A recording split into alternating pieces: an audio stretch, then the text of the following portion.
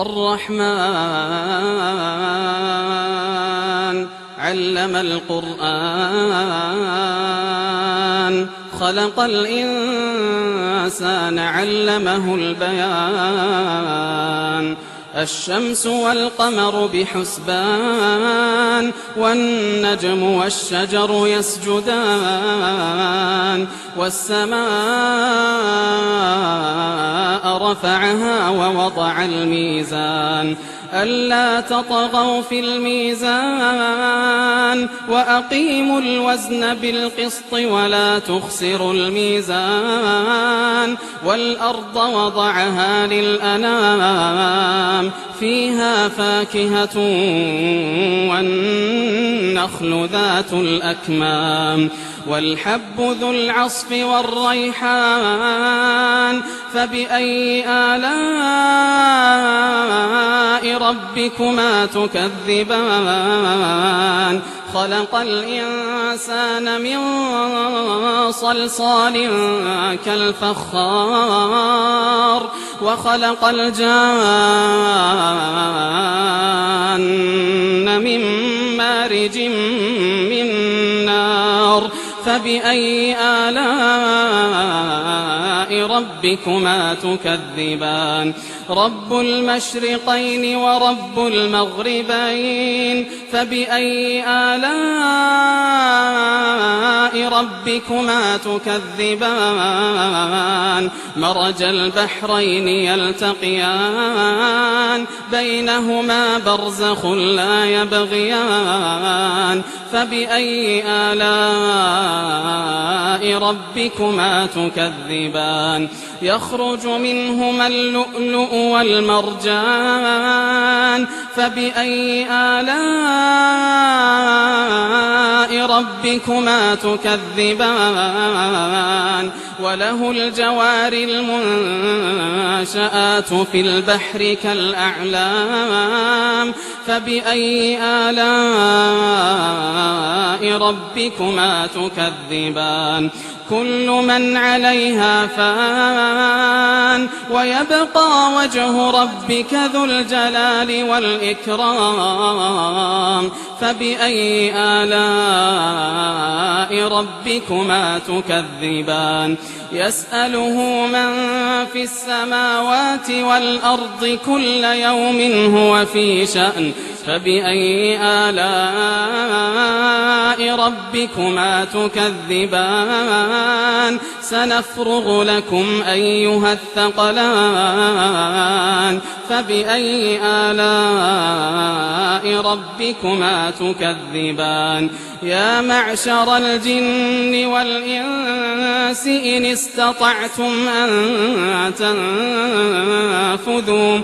استطعتم أن تنفذوا من أقطار السماوات والأرض فانفذوا لا تنفذون إلا بسلطان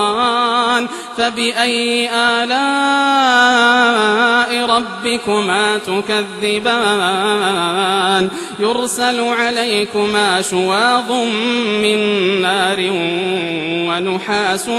فلا تنتصران فبأي آلاء ربكما تكذبان فإذا انشقت السماء فكانت وردة كالدهان فبأي آلاء ربكما تكذبان فيومئذ لا يسأل عن ذنبه إنس ولا جان فبأي آلاء ربكما تكذبان يعرف المجرمون بسيماهم فيؤخذ بالنواصي والأقدام فبأي آلاء ربكما تكذبان هذه جهنم التي يكذب بها المجرمون يطوفون بينها وبين حميم آن فبأي آلاء ربكما تكذبان ولمن خاف مقام ربه جنتان فبأي آلاء ربكما تكذبان ذواتا أفنان فبأي آلاء ربكما تكذبان فيهما عينان تجريان فبأي آلاء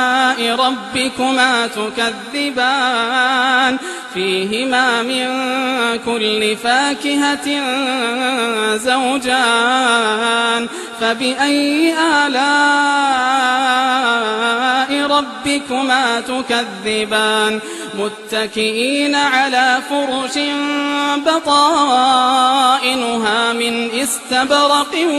وجنى الجنتين دان فبأي آلاء ربكما تكذبان فيهن قاصرات الطرف لم يطمثهن